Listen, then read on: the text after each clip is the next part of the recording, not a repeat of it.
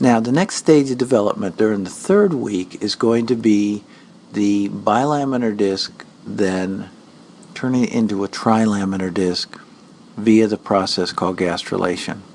So if we look down on the epiblast, so we're looking from here, we're looking down on the epiblast, we removed the amniotic cavity and these cells surrounding it, what we would see is the following. We see the epiblast, here's the cut end of the amnion, and you can just see cut right here is the hypoblast underneath. The hypoblast is yellow, and then underneath that would be the yolk sac. Now, what's going to happen then during the third week is that we'll begin to get proliferation of cells located in this position, and these cells will continue proliferating in this direction. As you can see, here's the initial proliferation of cells, and a line of cells will continue to proliferate, moving in this particular direction. What this does is establishes a head region and a tail region, and the body axis is formed. So that by day 17 to 19 of gestation, if we go to the University of New South Wales and their embryology website, what we can see is the following.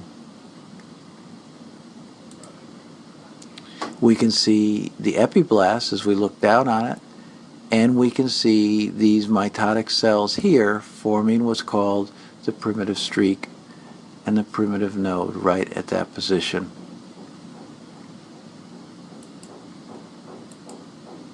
Here we can see the primitive node and the primitive streak. Part of what is happening here is that for these cells to migrate, fibroblast growth factor 8 has to downregulate the E-cadherins. E-cadherins are important in binding epiblast cells together. So as they're downregulated, these cells that are proliferating can migrate down under the epiblast and migrate in further into the embryo. In addition, fibroblast growth factor 8 is going to upregulate this gene brachyury T. And this is a transcription factor which is important for forming mesodermal components. So for the formation of mesoderm and structures in the posterior body wall, we need this brachyury to form. If we look at the embryo then by taking a planar section through here and looking at it from the side, what we would see is the following. Here are the epiblast cells. The amniotic cavity would be up here. Primary yolk sac would be down here. These epiblast cells then are going to proliferate. They're going to lose their E-cadherins. They're going to move into this area, and the red ones, the red cells, are going to begin expressing the transcription factor brachyury and will become mesoderm cells. The yellow cells are going to become endoderm cells. So the cells of the primitive node and the primitive streak are going to migrate out, and they're going to become the mesoderm and the endoderm. Here we're showing the migration through the primitive streak of the mesoderm cells as they will migrate up deep to the epiblast cells and move in this caudal direction, that is towards the head. So the body axis is formed. One of the ways that this happens is that nodal is an important factor that initiates and maintains the primitive streak. In addition, bone morphogenetic protein and fibroblast growth factor also lead to the formation of mesoderm. Cordon, noggin, and follistatin are important in maintaining the cranial paraaxial mesoderm. In addition, things like HNF3 beta are also important for specifying that this is the head region. Whereas brachyury, as we said, is important for mesoderm formation, in particular the paraaxial mesoderm in the region of the spinal cord and structures caudal to that. There is also left-right asymmetry which is going to form, and that's going to be regulated in part by things like fibroblast growth factor 8, nodal, lefty, and fibroblast growth factor is going to lead to the upregulation of nodal, which leads to the upregulation of lefty, which leads to PITX2 forming, and these are all factors that play a role in determining that this is the left side of the body, while snail is important for determining the right side of the body. So now we have a body axis formed, a head, a tail, a left, a right, dorsal, where the epiblast is, and ventral, where the endoderm is. If we look at this from the side, starting looking down in the epiblast again, where we can see the primitive streak and primitive node, what we want to point out is that in the midline, the development proceeds a little bit differently. So we're going to look from the side at the embryo cut in sort of this sagittal section. What we would see is the following. We would see this. So here's the embryo. Here we have what was the epiblast. We can now give it its proper name in the trilaminar embryo of endoderm. Here we can, ectoderm. Here we can see the endoderm, and in between we can see a group of cells which are going to migrate in around the primitive node. They're going to move in a cephalic direction towards the head. They'll fuse with the endoderm for a short period of time. When they do, a neuroenteric canal will form, and then they will round up again and form what is called the notochord. Again, cells migrate around the primitive node, form the notochordal process. If we look at this by taking a section through here and looking from behind, this is what we would see. We would see ectoderm, we'd see mesoderm, we'd see endoderm, that's the trilaminar embryo, and in the midline we'd see, at least initially, the notochordal process.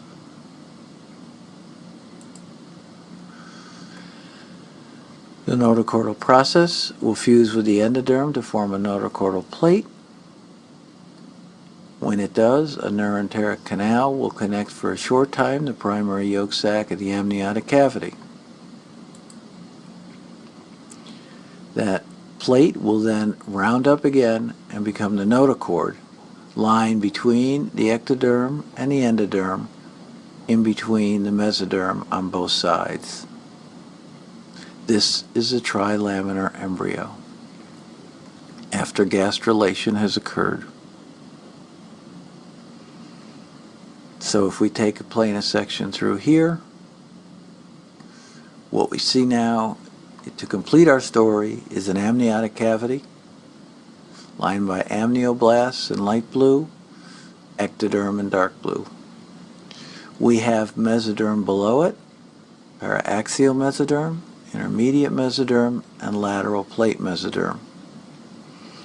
In the midline, we're going to have a notochord. And then deep to those structures will be the endoderm, which lines the yolk sac. So at the end of the 3rd week of gestation, this is what the embryo is going to look like.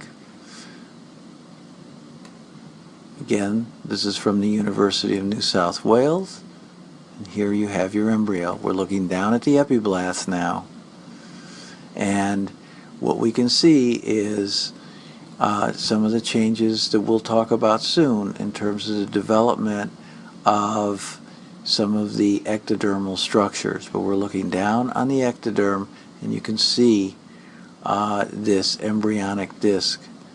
You can also see the primitive streak still exists at this point. So we have the placenta, which is developing, a connecting stalk that connects it to the embryo. The embryo is surrounded by a yolk sac and an amniotic cavity, and the embryo consists of an ectoderm, a mesoderm, and an endoderm. I want to just make sure that we understand the timing of pregnancy. In terms of the embryology, we talk about gestational age starting with day 0. Day 0 is ovulation. The proliferative phase of the menstrual cycle is just ended. The ovarian follicle has ruptured. It's been ovulated. And this is day 14 of the menstrual cycle. Day 1, if fertilization occurs, day 1 of gestation occurs as the secretory phase of the menstrual cycle begins. This would be day 15. It would be the clinical age of the embryo. Clinically then, there is a 2-week difference between the gestational age and the clinical age. And the reason for this is clinically, the clinician will begin counting at the beginning of the last menstrual period as day 0. Implantation is going to occur day 6 or 7 of gestation, day 20 or 21 clinically.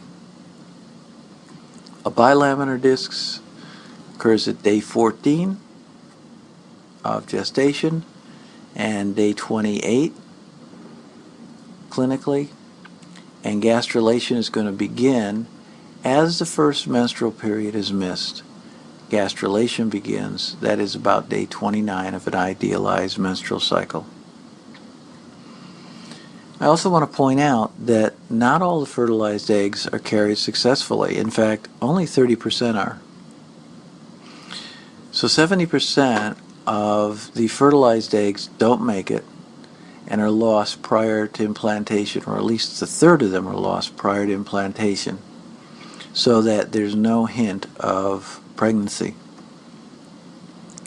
Of the other 40% of post-implantation pregnancies, all but about 10 to 15% abort spontaneously, and it's that 10 to 15% that are observed clinically.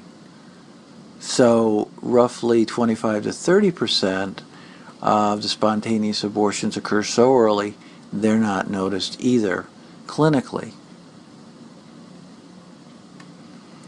A lot of reasons for these spontaneous abortions, about 50 to 60% have chromosomal anomalies, though the very early losses is closer to 70%.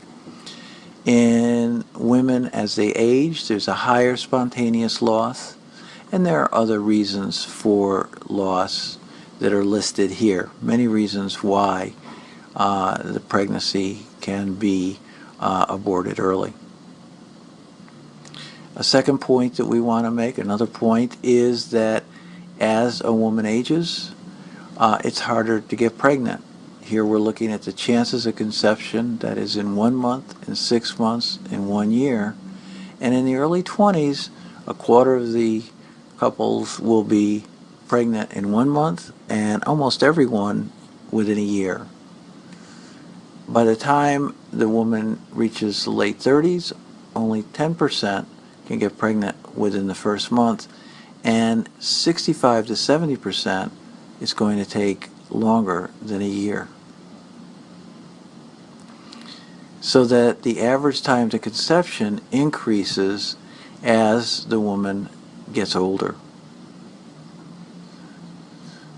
And if you turn to this website, I'm not going to go over it now, but you can take a closer look at fertility over the years, where we consider some of the tremendous changes that have occurred that have altered fertility patterns in the United States.